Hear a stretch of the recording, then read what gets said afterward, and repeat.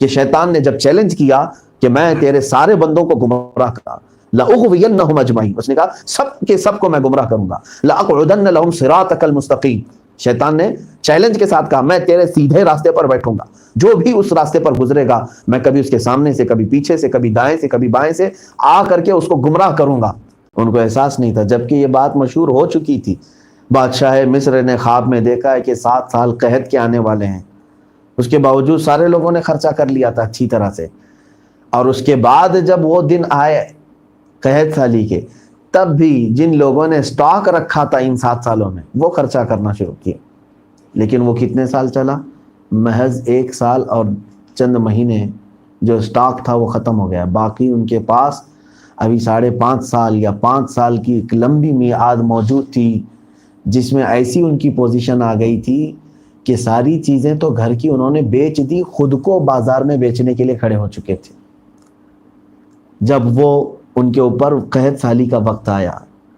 میرے عزیزو، دیکھنا ان دنوں کے بعد مال کی کمی سے ایسے حالات پیدا ہو جائیں گے،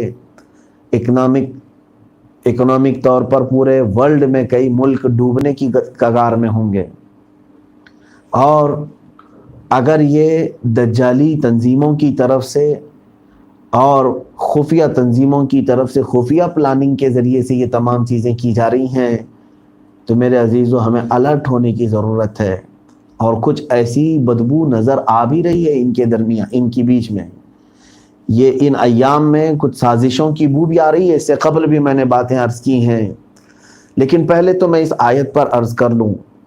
اللہ تبارک و تعالیٰ نے فرمایا تمہیں ڈر سے آزمایا جائے گا، بھوک سے آزمایا جائے گا، مال میں کمی کر کے آزمایا جائے گا، پھلوں میں کمی کر کے، اور موت کے ذریعے سے۔ موتیں بھی عام ہو چکی ہیں، اس قدر موتیں عام ہو گئی ہیں اس بیماری کے نام سے، باقی واللہ عالم صحیح تعداد کیا ہے، لیکن جن ملکوں میں کثرت سے موتیں ہو رہی ہیں اس میں نمبر 1 امریکہ ہے، اور دیگر یورپی ممالک ہیں جہاں کثرت سے لوگوں کے مرنے کی خبریں آ رہی ہیں۔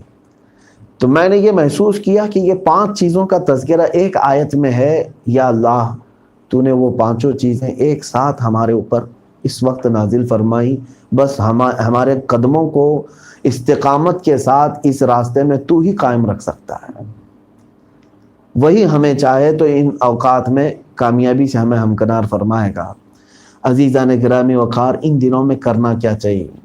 جب اللہ تبارک و تعالیٰ کی آزمائش کے دن شروع ہو جائیں تو کیا ہم واویلا مچاتے ہوئے گھومیں، ایک دوسرے کے گریبان پکڑتے ہوئے، اور ان تمام معاملات کا ایک دوسرے کے سر پر ٹھیکرا پھوڑتے ہوئے یہی ہمارے تمام حرکات رہیں گی؟ کتاب البدایہ والنہایہ میں ایک تاریخی واقعہ لکھا ہوا ہے، تقریباً یہ 5ویں صدی کا واقعہ ہے۔ خلیفہ مقتدی بامر اللہ بغداد کے خلیفہ ہے، ان کے زمانے میں اسی طرح کی ایک بلا پھیلی تھی، ایسی وبا پھیلی تھی کہ لوگ کثرت سے مر رہے تھے۔ اس میں ہوتا یہ تھا کہ تیز بخار آتا، اور بخار کا علاج کرتے کرتے شام تک وہ آدمی انتقال کر جاتا، اور صرف انسان نہیں بلکہ جانوروں کی بھی کثرت سے موت، پرندے درختوں پہ بیٹھے بیٹھے گر جاتے تھے مر کر کے۔ تو یہ بلا پھیلی ہوئی تھی، اس وقت بھی وہ لوگ پریشان تھے، حکماں عاجز آ گئے تھے، طبیب سب علاج کر کے گھنٹے میں کئی لوگ مر جاتے تھے، لاشیں دفن کرنے کا وقت نہیں ملتا تھا، اور ادھر موتوں کی خبریں عام ہوتی تھیں۔ تو خلیفہ مقتدی بامر اللہ نے اپنے خاص مشیروں کو بلایا کہ اس کے متعلق آپ مشورہ دیں۔ تو اس وقت لوگوں نے کہا کہ آپ علماء کرام کو بلائیں، صوفیاء کرام کو، دراویش جو ہیں ان کو بلائیں۔ بلایا گیا جو اس وقت بڑے پائے کے صوفیاء کرام تھے، انہوں نے مشورہ دیا۔ ایک لاک ڈاؤن اس وقت بھی ہوا تھا، یہ لاک ڈاؤن نہیں ہے۔ کہا گیا کہ آپ خلیفہ ہیں، آپ کے پاس پاور ہے، طاقت ہے، آپ کا منصب بادشاہ اسلام ہے، آپ حکم نامہ جاری کر دیں کہ بغداد شہر میں جتنے بھی لہو و لعب کے آلات ہیں سب توڑ دیے جائیں، شراب کے مٹکے، شراب کے گلاس، شراب کے پیالے، جن چیزوں سے بھی لہو و لعب کا استعمال ہو ان تمام چیزوں کو توڑ دیا جائے، جوئے کے پتے، یا پھر جن چیزوں سے جوا کھیلا جاتا ہے وہ تمام چیزیں توڑ دی جائیں، اور اگر ان چیزوں میں سے کسی ایک کے پاس بھی پائی جائے تو اسے سخت سزا دی جائے گی۔ حکم نامہ جاری ہو گئے، جہاں جہاں یہ چیزیں تھیں سب توڑ دی گئی۔ دوسرا لاک ڈاؤن شروع ہوا ان کا کہ ان کاموں میں جو لوگ ملوث تھے ان کو شہر سے باہر کر دیا جائے۔ بادشاہ اسلام نے وہ کام بھی کیا کہ جو فساق و فجار ہیں، فاسق و فاجر قسم کے، علل اعلان اس طرح کے حرام کاریوں میں ملوث رہتے تھے اور دوسروں کو کرنے کے لیے ترغیب دیتے تھے، ایسے لوگوں کو پولیس نے چن چن کر کے بغداد سے باہر کیا۔ تاریخ میں موجود ہے اس کے 8 دن کے بعد وہ بیماری پورے کے پورے ختم ہو چکی تھی۔ بغداد میں کہیں اس بیماری کا نام و نشان نہیں تھا۔ صحیح کتاب میں حوالے کے ساتھ یہ چیز موجود ہے۔ لاک ڈاؤن ایسا بھی ہوا تھا۔ اللہ تبارک و تعالیٰ کی بارگاہ میں جب بندہ لوٹ آئے اور ان تمام آلات لہو و لعب سے اپنے آپ کو مزکہ کر لے، پاک کر لے اور توبہ کر لے تو وہ رحمان و رحیم کریم خدا یہ پھیلی ہوئی تمام چیزوں سے ہم سب کو محفوظ فرمائے گا۔ اب میں آتا ہوں حالات زمانہ کے اعتبار سے۔ میرے عزیزو، اس خوف کے ماحول میں، ڈر کے ماحول میں نے دیکھا ہے کہ کوئی چیز کم تو نہیں ہو رہی ہے گناہوں میں، بلکہ اندر بیٹھ کر کے بھی ساری قوم وہی کر رہی ہے۔ جیسے کہ پچھلے میں نے بیانات میں بھی کہا کہ اخبار کی ایک کٹنگ میرے پاس آئی تھی جس میں تحقیق سے ایک سروے کے مطابق اخبار نے یہ شائع کیا ہے لاک ڈاؤن کے اس ماحول میں سب سے زیادہ انٹرنیٹ میں اگر کوئی چیز دیکھی گئی ہے تو وہ گندی فلمیں ہیں، پورنوگرافی ہے۔ 95% یوز ہوا ہے اس کا سب سے زیادہ۔ تو لاک ڈاؤن اسی لیے ہوا ہے کہ تم تنہائی میں بیٹھ کر کے اپنے آپ کو برباد کرو۔ اللہ رب العزت کا خوف اب بھی نہیں ہے؟ کیا اگر دوسری قومیں اس طرح کے گناہوں میں مبتلا ہیں تو وہ اپنے انجام کو پہنچیں گی، مگر میرے عزیز بچوں، نوجوانوں، اے مصطفیٰ کریم صلی اللہ علیہ وسلم کے شہدائیوں، تمہارا ہاتھ سلامت رہے۔ اللہ تعالیٰ کی بارگاہ میں پہنچنے سے پہلے اپنے آپ کو پاک و صاف رکھو۔ تمہارا ہر عمل دیکھا جا رہا ہے اور تمہارے دن گنے جا رہے ہیں، تمہارے لمحے کاؤنٹ ہو رہے ہیں۔ تمہارے لیے یہ لاک ڈاؤن کا ماحول گندی اور عریانیت کی فلمیں دیکھنے کے لیے، فحش لٹریچر پڑھنے کے لیے اور اپنے آپ کو شہوت کی گہری ندی میں ڈبونے کے لیے نہیں ہے، بلکہ یہ وقت تو اللہ رب العزت کے حضور قرب حاصل کرنے کا تھا۔ مزید یہ کہ اب رمضان المبارک ہے۔ اب میں آپ کو بتاتا ہوں، ان اوقات میں اگر ہم نے اپنے آپ کو نہیں سنبھالا، اب اس کے جو خطرناک نتائج آنے والے ہیں دیکھنا۔ مجھ سے جو ہو سکتا ہے میں نے کہہ دیا، میری آواز جہاں تک پہنچتی ہے میں پہنچانے کی کوشش کروں گا، لیکن اے امت مصطفیٰ کے غیور نوجوانوں، ہم نے نہ بدلنے کا اگر ٹھان لیا ہے تو انتظار کرو، ظالم تمہارے سروں پر ایسے منڈلا رہے ہیں، ان کی خفیہ میٹنگیں اس قدر خطرناک ہیں کہ تمہارا نام و نشان بستیوں سے ختم کر دیا جائے گا۔ بلکہ آج ہی میں نے ایک خبر یہ بھی دیکھی، امریکہ کے ورلڈ ہیلتھ آرگنائزیشن اور دیگر کئی تنظیموں کے بڑے بڑے عہدیداروں نے یہ تک کہہ دیا کہ شاید اب کورونا دنیا سے کبھی نہیں جائے گا۔ کیا مطلب ہے؟ اب تک تو یہ کہا گیا کہ جب یہاں سے نکل جائے تو ہم اس کو لاک ڈاؤن ختم کر دیں گے۔ ہمارے ذہن پر ایک قید اور بند والی عادت ڈالی گئی، 40 دن سے زیادہ ہو گئے قید میں رہنے کی عادت سی پڑ گئی۔ اب اس کے بعد یہ کہہ کر کے ہمارا مائنڈ سیٹ کیا جا رہا ہے کہ اب یہ کبھی نہیں جائے گا۔ جیسے کہ ایڈس کی بیماری آئی، HIV پھیلی اور اس کے بعد آج تک وہ HIV اور ایڈس کے وائرس گئے نہیں، ماحول میں موجود ہیں۔ اسی طرح شاید کورونا بھی کبھی نہیں جائے گا۔ یہ آج ہی کی بات میں نے سنا اس طرح سے، جبکہ جہاں سے یہ پھیلا وہ چائنا ہے، ووہان سٹی، وہاں اب کوئی کیس نہیں رہ گئے، وہاں وہ لاک ڈاؤن کھل گیا اور ساری چیزیں زندگی معمول پر آ گئی۔ تو جہاں سے یہ چیز پھیلی وہاں کے لوگ کہتے ہیں کہ اب ہمارے پاس اس بیماری کا کوئی وہ نہیں رہ گیا، ہم مکت ہو چکے ہیں۔ اور جن کے پاس پہنچی ہے یہ بیماری اب وہ کہہ رہے ہیں کہ یہ ہمیشہ رہنے والی ہے۔ اب اس کے بعد جو خطرناک چیزیں آ سکتی ہیں میرے عزیزو، دنیا جس کگار پر ہمیں لا رہی ہے، اسی لیے میں کہتا رہا پہلے سے بھی، اٹھو وہ گر نہ حشر نہ ہوگا پھر کبھی، دوڑو کہ زمانہ چال اپنی چل گیا۔ اب ویکسین کے نام پر تمہیں ڈرایا جائے گا، بیماری کو تو ایک سائڈ رکھا جائے گا، اب اس کے بعد ویکسین آئے گی جس کو لگانا کمپلسری کر دیا جائے گا۔ اب واللہ عالم وہ ویکسین کس طرح کی بنی ہوئی ہے، کن دواؤں سے بنی ہوئی ہے، وہی جانے۔ جس طرح سے پولیو کے بارے میں ہم کو ابھی تک نہیں معلوم، ہم پلائے جا رہے ہیں۔ میں یہ اب یہاں پر کھل کر کے اس بات کا آپ کے سامنے اعلان کر رہا ہوں کہ ہم جہالت کے اس وادی میں ہیں جہاں ہم کو جو چیز دی جا رہی ہے اس پر ہم عمل پیرا ہو رہے ہیں۔ چند دنوں قبل ایک بیان یہ بھی آیا کہ دنیا کے سب سے بڑے ریچسٹ لوگ اور بڑے امیر لوگ اس بات کی میٹنگ کرتے ہیں کہ دنیا میں جن لوگوں کا ذہن خدائی عقائد پر مشتمل ہے، یعنی اللہ کا تصور ہے، خدا کا تصور ہے، یہ لوگ ڈینجر ہوتے ہیں۔ ان کے کہنے کے مطابق جن لوگوں کے ذہن میں خدا کا تصور ہے وہ لوگ ڈینجر ہوتے ہیں، وہ مرنے مارنے کو تیار رہتے ہیں، وہ اپنے خدا کے اوپر اپنا سب کچھ قربان کرنے کو تیار ہوتے ہیں۔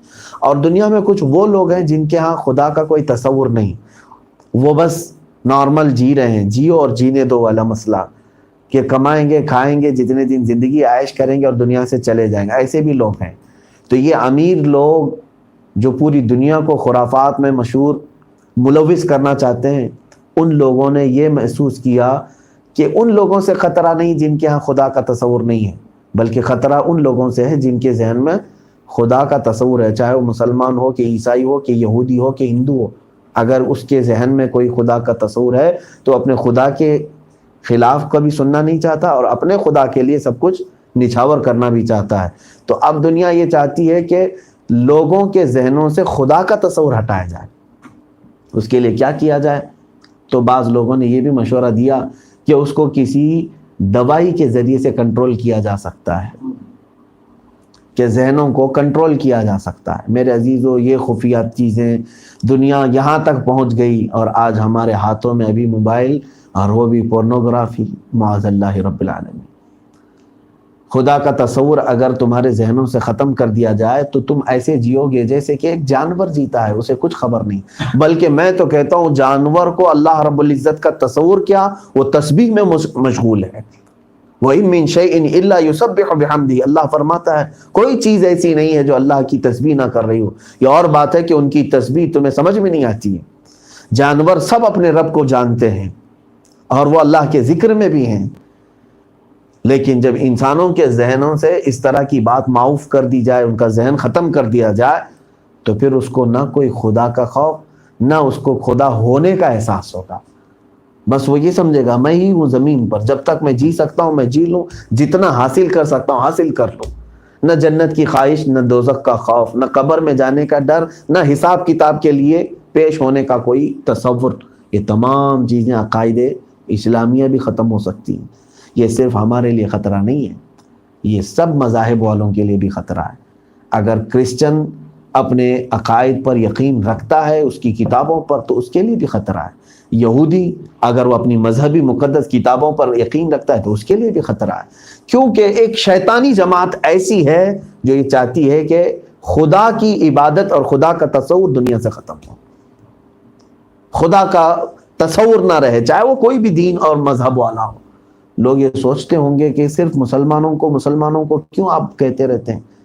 نہیں میرے عزیزو، یہ آپ محسوس کریں گے چند سالوں کے بعد کچھ ایسی چیزیں آپ کے ساتھ آئیں گی کہ کچھ ہی لوگ پورے لوگوں کو کنٹرول کرنے کی کوشش کریں گے، مگر میرا یقین ہے میرے رب ذوالجلال کی ذات سے کہ مولا اپنے مخلص بندوں پر جب شیطان کو حاوی نہیں ہونے دیتا تو ان دجالی تنظیموں کو کب حاوی ہونے دے گا؟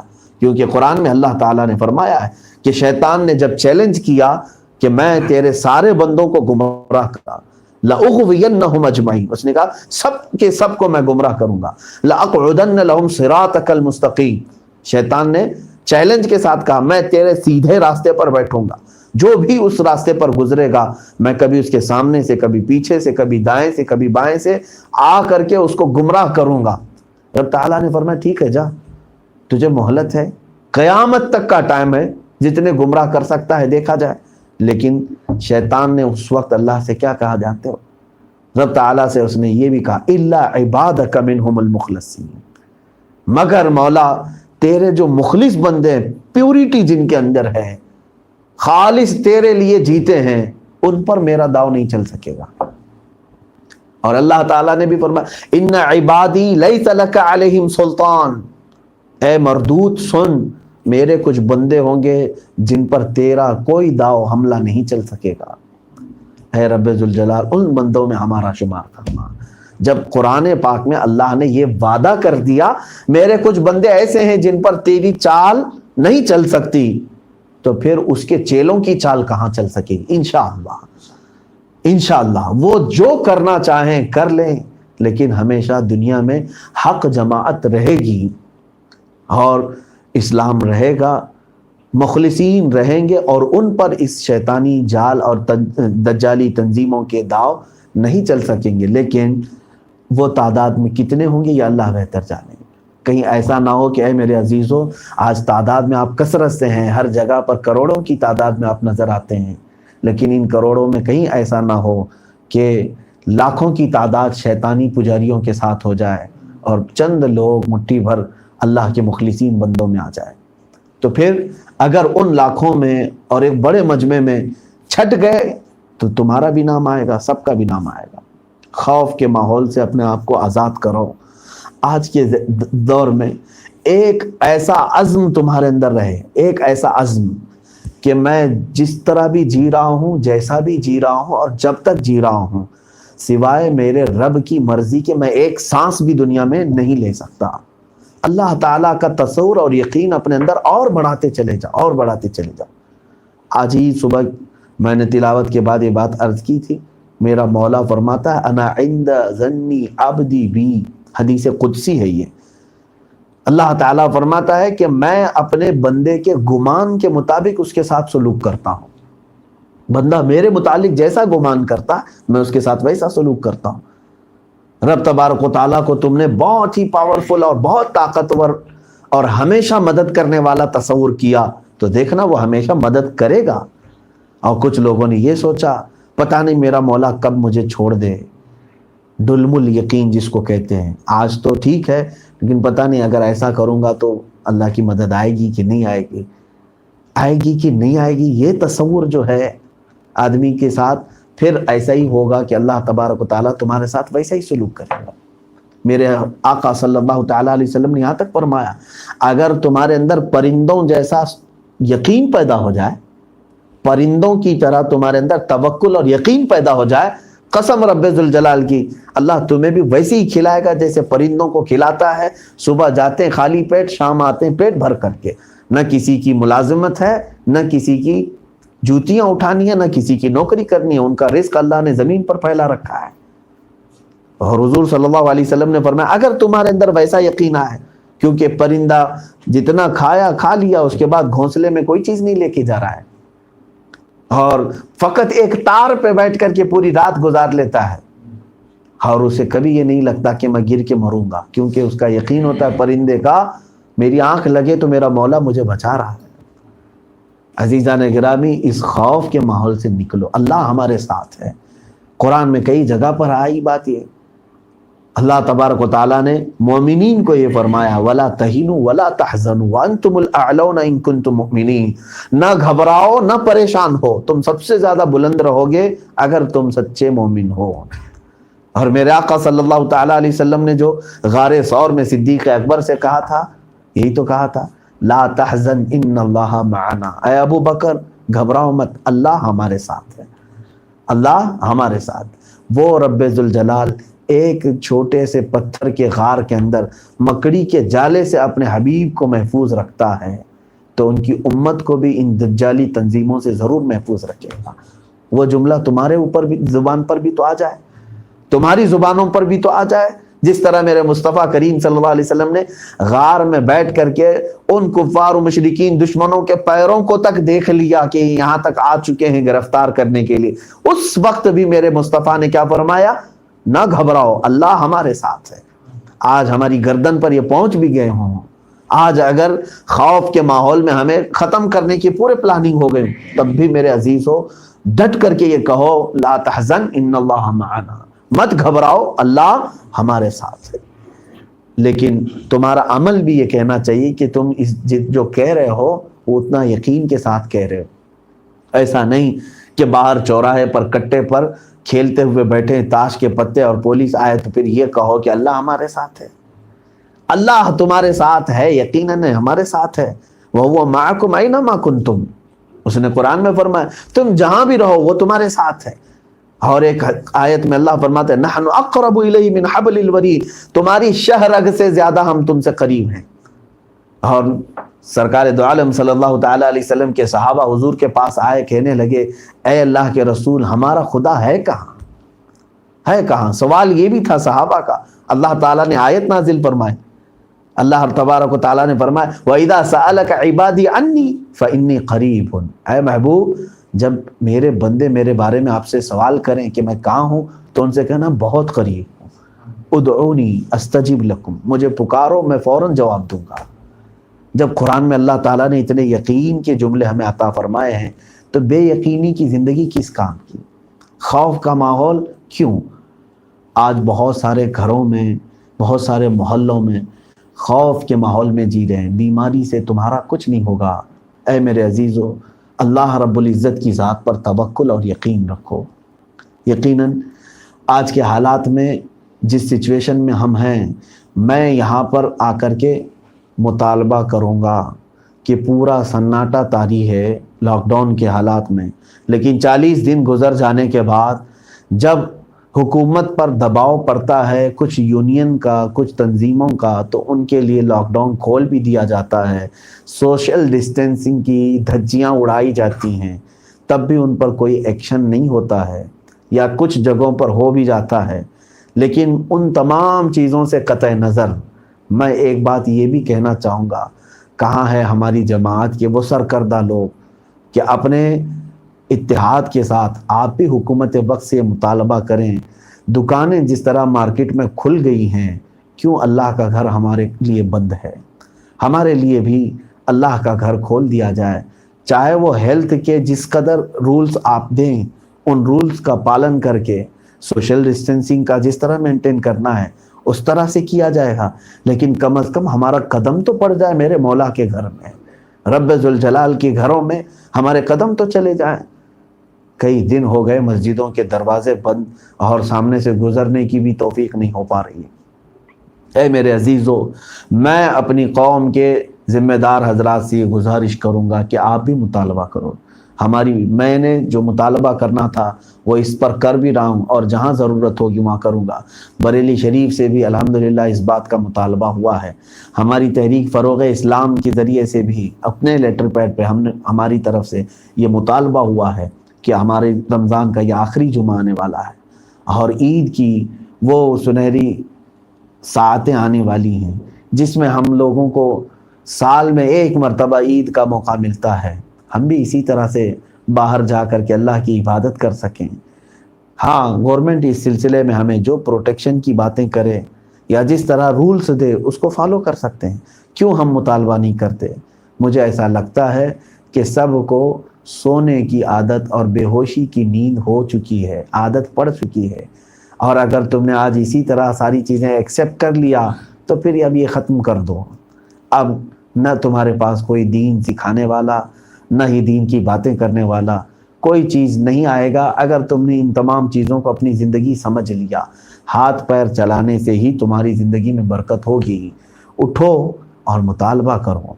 میری طرف سے یہ گزارش ہے کہ ہماری مسجدوں کے لیے بھی اپنے ہیلتھ کے رولز کے ساتھ یا گورنمنٹ کے جو بھی اصول ہیں ان کے ساتھ مسجدوں میں جانے کی اجازت دی جائے۔ جب شراب کی دکانوں کے پاس قطاریں لگ سکتی ہیں، ریلوے اسٹیشن، بس اسٹینڈ پر لوگوں کے آنے جانے کے لیے معاملات میں بھیڑ لگ سکتی ہے، ہم تو اس طرح کی بھیڑ کے بھی قائل نہیں ہیں۔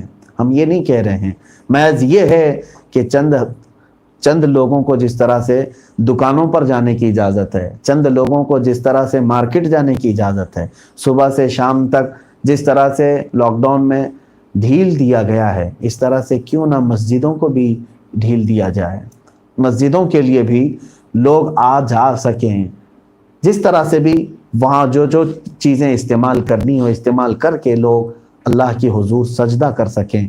میں یہ یقین کے ساتھ کہوں گا، صرف اس لیے میں مطالبہ کر رہا ہوں، اے حکومت وقت میں بیٹھے ہوئے افراد، اگر تم اس بیماری کو سے مقابلہ کرنے میں سنجیدہ ہو، سیریس ہو، تو آپ کٹ بنا رہے ہوں گے، ویکسین بنا رہے ہوں گے، ساری چیزیں. لیکن ہمارا ایک عقیدہ یہ بھی ہے کہ کوششیں جتنی ہیں دوا وغیرہ سے یہ بھی کرنی چاہیے، اور ساتھ ہی اپنے پیدا کرنے والے خالق سے بھی لو لگانا چاہیے. کیونکہ ہندوستان کا ماحول بھی ایسا ہے، سب جانتے ہیں، چاہے وہ ہندو ہوں، چاہے کوئی بھی مذہب کے ماننے والے ہوں، وہ خود بھی یہ جانتے ہیں کہ ڈاکٹر سے علاج بھی اپنی جگہ پر اور اپنے خدا سے دعا یہ اپنی جگہ پر. کیوں نہ ہم دونوں چیزوں کو لے کر کے چلیں کہ ہم علاج معالجے پر بھی یقین رکھتے ہیں کہ ان بیماریوں کا سد باب علاج کے ذریعے سے، دوائیوں کے ذریعے سے بھی ہو، اور ساتھ ہی ہم دعا کے ذریعے سے اور اللہ کی بارگاہ میں گڑ گڑا کر اس مرض اور اس موذی بلا کے خاتمے کے لیے کیوں نہ التجائیں کریں، مناجات کریں. اللہ کریم ہم سب کو ان آفات ناگہانی سے محفوظ فرمائے. کچھ اور چیزیں جو غلط فہمیاں پھیلی ہوئی ہیں، ان غلط فہمیوں کو بھی دور کریں. بہت سارے لوگ اس وقت مجھ سے یہ سوال کر رہے ہیں کہ مارکیٹ کھل رہی ہیں تو مارکیٹ میں جانا کیسا ہے، اور جگہ جگہ سے اعلانات بھی ہو رہے ہیں کہ جب آپ کے لیے عید ہو ہی نہیں رہی ہے تو کیوں مارکیٹ جا رہے ہیں. پہلے سے نیگیٹو خیال نہ رکھیں. کون کہہ رہا عید نہیں ہو رہی ہے؟ آپ یہ تصور لے کر کے چلو کہ انشاءاللہ عید ہوگی، انشاءاللہ عید ہوگی ہماری. اور رہی بات خریداری کی، تو میں اس کا مکلف نہیں ہوں کہ ہر ایک کو میں کہوں کہ جا کر کے خریداری کرو یا نہ کرو. ہاں، گزارش تو یہی ہے کہ ضرورت نہیں ہے. آپ مارکیٹوں میں جس طرح بھیڑ لگاتے ہیں اس طرح کی بھیڑ لگا کر اپنے لیے خریداری کرنے کی ضرورت نہیں. ہاں، اگر ضرورت کی کوئی چیز لینا ہے، کپڑے وغیرہ، وہ لے سکتے ہیں.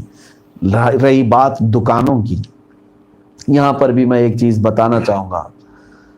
دکانوں کے جو لوگ ہیں مارکیٹ میں، انہوں نے بھی یہ طے کیا کہ ہم دکانیں بند رکھیں گے.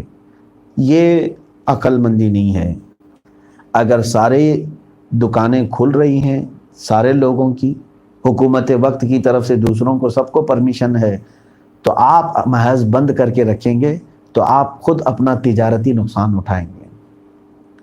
میں خریداری کے متعلق تو کہوں گا لوگوں سے کہ بچو، لیکن کتنا بچتے ہیں وہ آپ کو معلوم ہے. اور ہماری جو دکانوں کی تنظیموں والے لوگ ہیں وہ یہ عہد کر کے بیٹھ رہے ہیں کہ ہم مارکیٹ نہیں کھولیں گے. کیوں؟ اس لیے کہ اگر ہم کھولیں گے بھیڑ ہوگی اور پھر ہمارے اوپر الزام لگے گا کورونا انہوں نے پھیلایا. میرے عزیز، تم گھر میں بیٹھے رہو 40 دن، تب بھی ان کو پھیلانا ہے تو تمہارے نام سے ہی پھیلائیں گے.